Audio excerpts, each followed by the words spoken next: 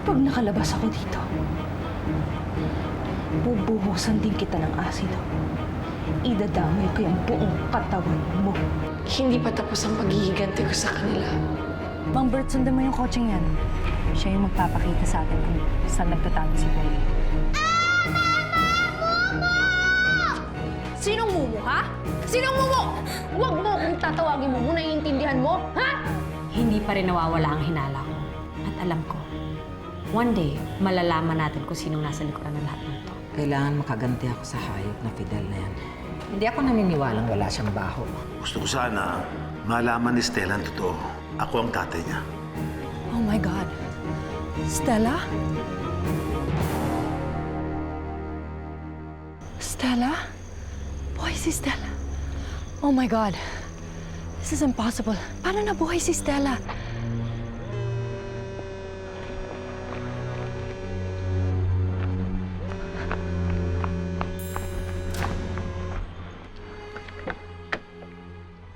Hello? Mesha, hinahanap ka ni Dina. Nasaan ka na ba? Pupunta daw kayo dito sa bahay? I have to talk to you. Nakita ko si Stella. You were right. Buhay nga siya. Stay right there. Pupuntahan kita. We need to talk. Tayo namang Bert, bago makita pa tayo ni Stella. Bilisan na natin.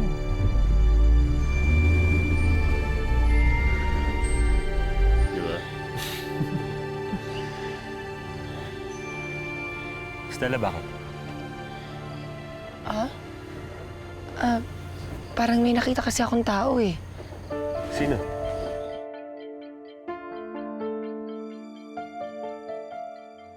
Bes, kakain na tayo. Halika na, ikaw na lang hinihintay. Ano iniisip mo dyan? G, para kasing may nakita akong tao dito kanina eh. Ha? Hindi ako mapakali. Paano kung si Lucio, o kaya si Misha, o kaya si Dina? Grabe. Paano kung malaman nga nilang buhay ako? Hala, grabe naman. Imposible yung sinasabi mo, Bes, kasi napakalayo na itong rest house ni Sir Miguel. Tsaka kung makita ka man nila, edi sana may World War III na. Tingnan mo naman. World peace. Di ba nakakaloka? So, ano nga pala next sa paghihiganti mo? Gusto mo, ipipitin na natin ang patiwara si Minchang pa ganyan? O gusto mo kakalbay ko na si Dina ng paganto? Ha? Gusto mo ganon? Ay, hindi! Ipahabol na nasa aso si Luchi. Domeng! Domeng! Pakawalan yung mga pitbull! Pakawalan ngayon yung mga pitbull. Now na! Ipahabol itong mga walang kwenta na to. Ay, eto na yung aso. Eto na. Eto na yung aso. Ano? Hindi pa kasi sa akin nasasabi ni Perry kung ano talaga yung plano namin. Pero ang pangako niya, ibabawiin daw namin si Miggy. Bakit kailangan mo pang bumalik, Stella? Masaya na kami ng pamilya ko. Bakit kailangan mo pa kami guluhin? Bes, miss na miss ko na yung anak ko eh. Miss na miss ko na si Miggy. Gusto ko na siya makita. Gusto ko na siya makasama. At kapag nakatabi ko na siya, saka lang ako tatahimik. Oh, huli ka nga dito.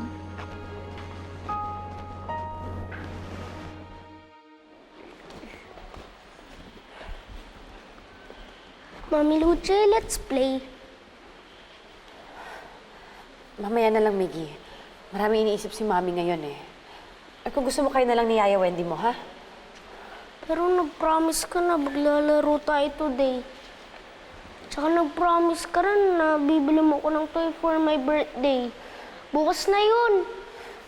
Para ka rin si Mami dati. Ayaw ako bili ng toys. Nakakalimutan mo rin yung mga promises mo sa akin. Sige. Bukas mamamasyal tayo, ha? Bibili natin kahit anong gusto mo. Yay! You're the best, Mami, talaga! I love you, anak. Kayo ni Chelsea ang pinakamahalaga sa akin.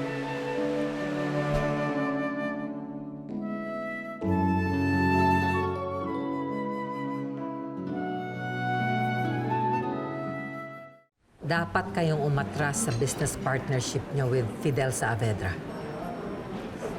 Napaka-shady ng business dealings niya. Marami siyang tinatago. Ito po yung findings namin sa investigation namin regarding Mr. Saavedra and his business. And to be honest, malabo siya. Mr. Saavedra seems to be very private. At malaki ang posibilidad na meron siyang mga illegal na gawain. Pasensya na po dito, but we are just very concerned about you and your business. Well, salamat sa mga ito, pero hindi kami kakancel ng partnership. Forgive me for saying this, pero obvious naman na ginagawa niyo ito dahil gusto niyo maagaw na kliyente si Mr. Saavedra. Excuse me? Amanda, kalap na sa industriya na hindi kayo soluble. Palugi na ang kumpanya niyo. Kailangan niyo isang malaking kliyente like Mr. Saavedra para maging stable uli kayo. Kaya hindi kami nagtataka na sinisiraan niyo si Mr. Saavedra sa amin. I don't believe this. Mas pinaniniwalaan niyo pa siya kaysa sa akin. Wala pa yung taong yan, kilala niyo na ako. Kami!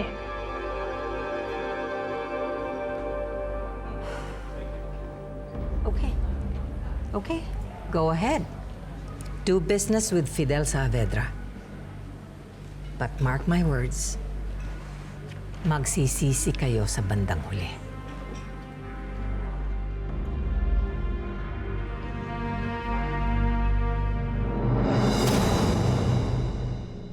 Si Stella talaga ang nakita ko.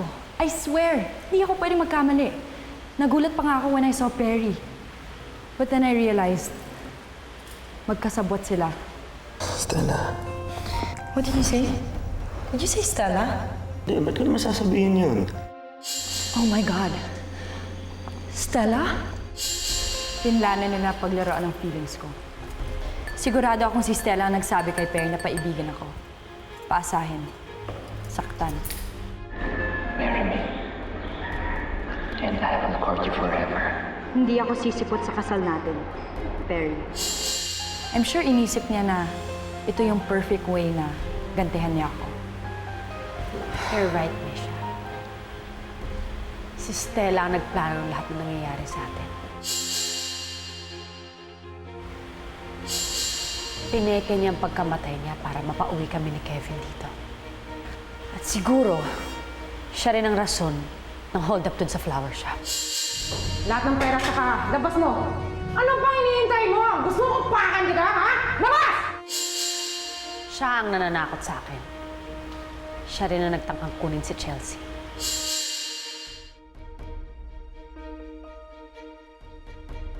Wedding picture ni Kevin at Stella? Naisahan tayong lahat ni Stella. Akala ko pa naman, mahina siya. Tanga, hindi nag-iisip. Pero napaglaruan tayo ng kagaya niya. Our client requested that you be the only one to cover the event. Hindi ako magtataka kung siya ang nag-set up sa amin dito. Hindi ka makapag-deny, no? Ayaw mo talagang santanan ng asawa ko! Hayop ka, Stella. Napakalaking kahihiyan ang inabot ko sa mukhang to. Gagantihan kita. Maghintay ka lang. Ibabalik ko sa'yo ng triple ang kahihiyang inabot ko!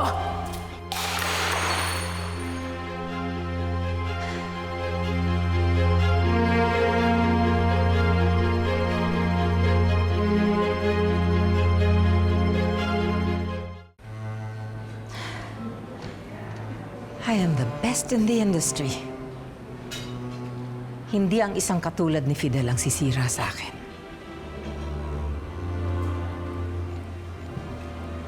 Tawagan mo ang mga investigators natin.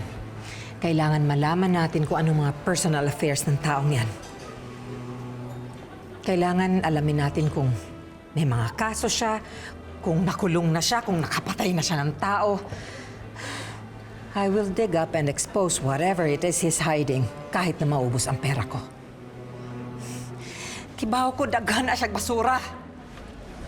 Ma'am, calm down, ha? This is not you.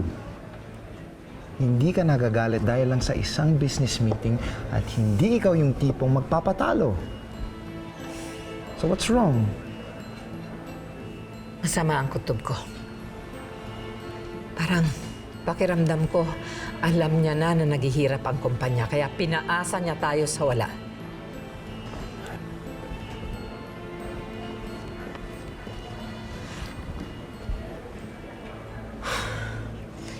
Kevin. No. No. Huwag mo sabihin na hawak ka kay Lucci. Nabuhay pa si Stella at lahat ng bagay nakakonekta sa kanya. Patay na siya. Wala siyang koneksyon kay Mr. Saavedra. She's dead. At hindi siya babalik. Ever. Nailibing na siya, Ma. Okay. Sabihin na nating wala. Pero sorry, hindi ko mapipigil ang sarili ko na sisihin yung ex-wife mong yan. Siya ang nagdala ng mala sa buhay natin. Kaya ako tinanggal sa buhay ko yung ex-daughter-in-law mo. Patay na si Stella. Kalimutan na natin siya. No, actually no. Let's say buhay nga siya. Do you think she can have dealings with someone as rich and powerful as Mr. Saavedra?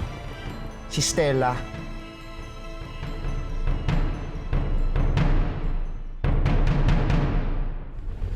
Mang Bert, puntahan natin yung rest house kung saan natin nakita si Stella at si Perry. Hindi naman nila ako nakita kanina. So wala silang reason para umalis. I'm sure nandun pa rin sila. Teka, anong gagawin natin pag nakita natin si Stella? I don't know, Misha. Ano bang dapat gawin sa taong akala mong patay na pero buhay pa pala? Dapat sinabi natin kay Kevin na nangyari. Sigurado magagalit yun. Paano kung may mangyari sa anak ko habang wala ako sa bahay? Oh, come on, Lucci. Napakaraming security sa bahay ninyo. Saka sandali lang naman tayo eh. Gusto ko lang i-confirm kung talagang si Stella nga ba yung nakita ninyo ni Misha. And then what? Hindi tayo lalapit?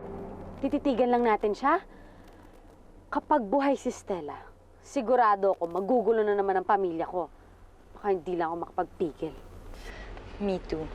Iniisip ko pa lang na magkasama sila ni Perry. Nagagalit na ako. Hindi ko ma-accept na niloko lang ako ni Perry. And for what? For that girl? For Stella? Girls, edi wag tayong magpigil. Ako nga excited na ako makita si Stella eh. Excited na akong sabuyan siya ng asido sa mukha. Hindi lang pilat ang ibibigay ko sa kanya. Pati buong katawan niya susunugin ko.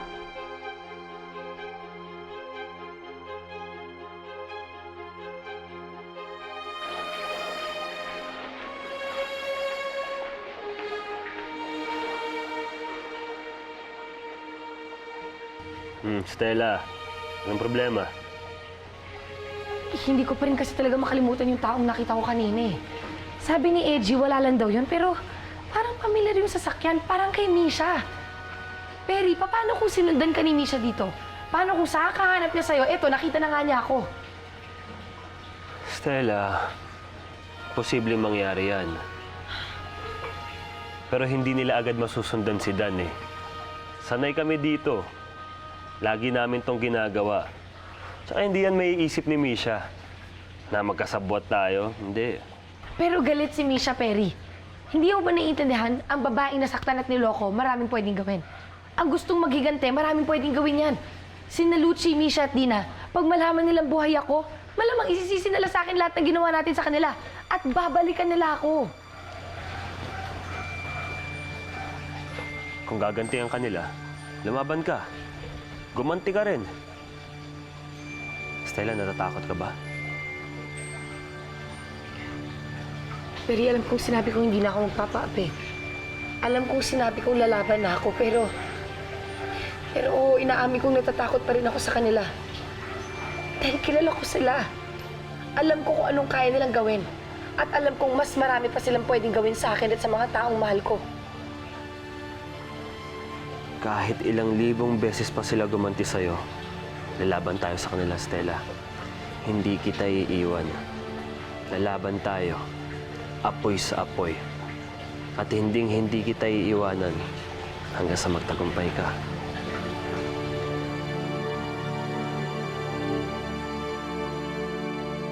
Perry, Stella, may problema tayo.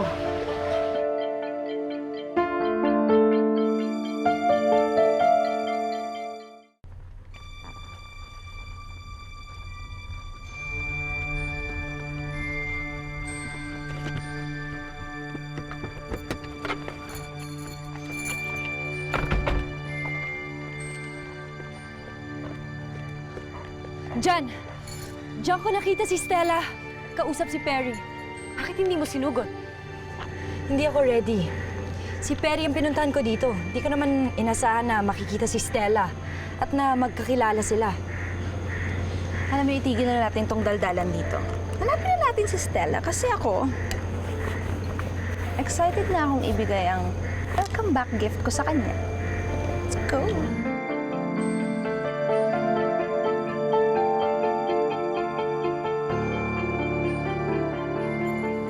Stella! Stella! Stella, lumabas ka! Magpakita ka sa amin! Ha! Ano kala mo? Natatakot kami sa'yo?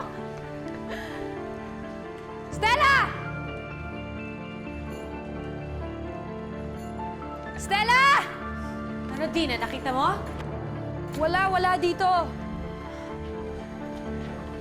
Stella? Stella! Stella! Stella, lumabas ka! Magpakita ka!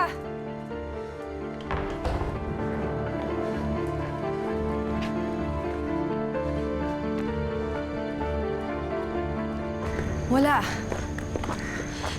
Sigurado ko ba ito yung bahay? Oo! Dito ko sila nakita kanina. Siguradong nakaalis na yung mga yon. Malamang natunugan nila na papunta na tayo dito! Nasaan ka, Stella? Sabi ko na nga ba talagang si Misha yung nakita ko sa may gate kanina eh. Naku, Megan, buti na lang nakita mo siya. Baka mamaya, nahuli pa tayo at nakitang buhay pa ako. Eto kasi si Dan eh. Di nag-iingat eh. Di mo ba napansin? Na sinundan ka na ni Misha?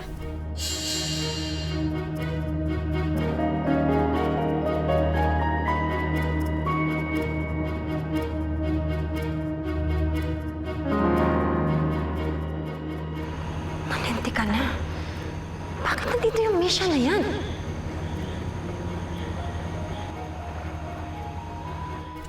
Sinundan ko yung kotse ni Misha. Nagkita-kita silang tatlo, kaya bumalik ako agad. Baka kasi sumugod yung mga yung dito eh. Pasensya na ha?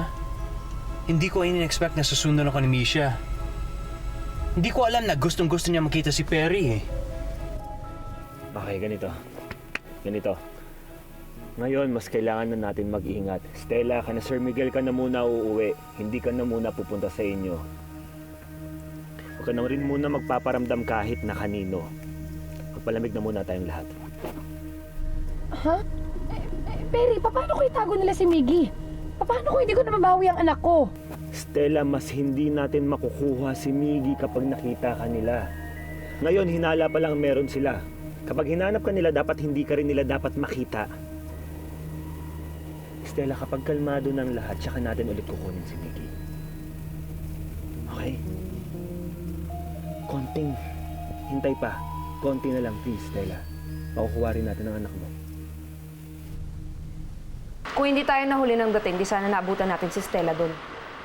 Gustong-gusto ko na siyang makita dahil kating-kating na akong makaganti sa kanya. Kailangan natin mag-isip kung paano papalabasin natin si Stella.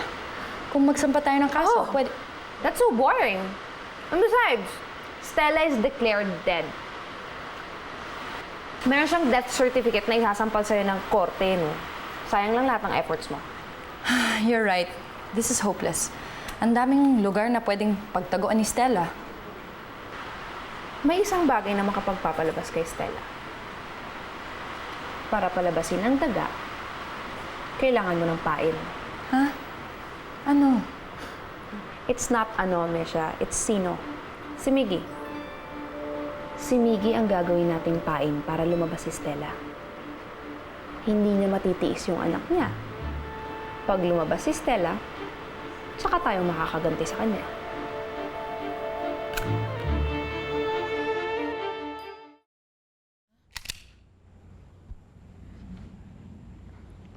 Baka mo. Sige na. Okay, tutok mo lang sa baba. Alang. Relax. Suotin mo to. There you go. Okay.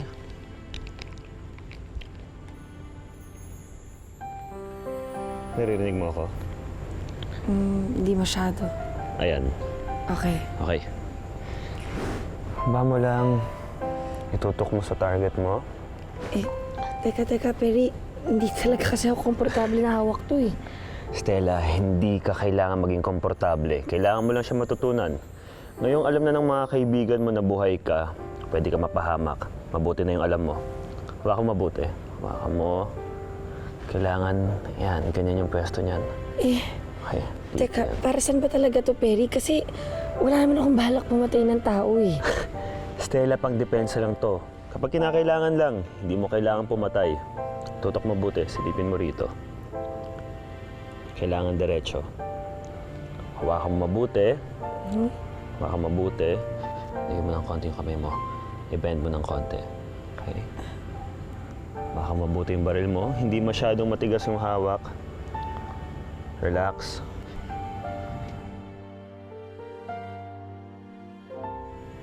Go. There you go. Good job. One more. Up. Tutok mo lang. Every time. Hindi, dapat ganito yun, no?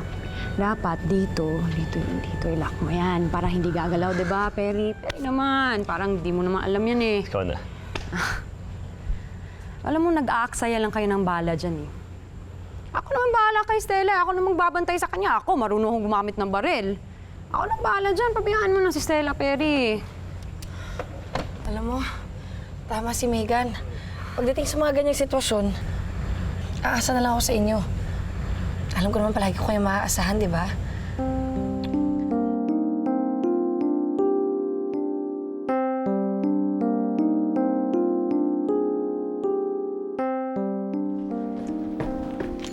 Saan ka nanggaling? Tulog na yung mga bata. Nagpunta ako sa pinagtataguan ni Stella. Lucci, patay na si Stella. Kevin, hindi. Buhay si Stella. Nakita din siya ni Misha. Dalawa na kami nakakitang naglalakad at humihinga si Stella. Bakit naman ako gagawa ng kwento para lang takutin ang sarili ko? Maniwala ka sa akin, Kevin. Buhay si Stella. Kailangan mo gumawa ng paraan. Dahil kung buhay talaga siya, ibig sabihin, void ang kasal natin. Ayoko nang bumalik sa dati nating buhay. Yung magtatago bilang kabit mo. Huwag kang mag-alala. Gagawa ko ng paraan, sosolusyonan ko na para finally mawala sa buhay natin si Stella. Pero sa ngayon, yung priority mo, yung mga anak natin.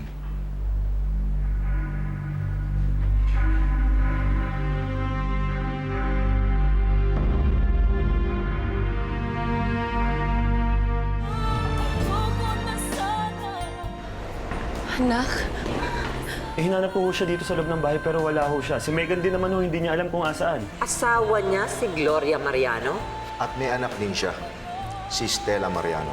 Ang asawa ko? May taong galit sa pamilya ko at sinusundan nila kami ni Kevin. Anak? Stella, nagkaharap din tayo. Konektado si Fidel sa asawa mong malas. Lucci, binigay ko na sa'yo ang asawa at pera ko. Pwede ba ibigay mo na sa akin si Miggy? Ibigay mo na sa akin ang anak ko, pwede ba? Saan ka pupunta? Ano ba? Stella, halika dito. Ano ba? Na ang mami niya ngayon. Ano? Akin na ang asawa mo, ang bahay mo, ang pamilya mo. Kapal ang mukha mo! Miggy! Halika dito! Halika dito! Miggy! Hindi mo kaya napitan ang anak ko! Dito ka! Dito ka! Pwede! Itago mo anak! Ayop ka! Ayop ka! Traitor ka! Asok ng kalawa kaibigan kita!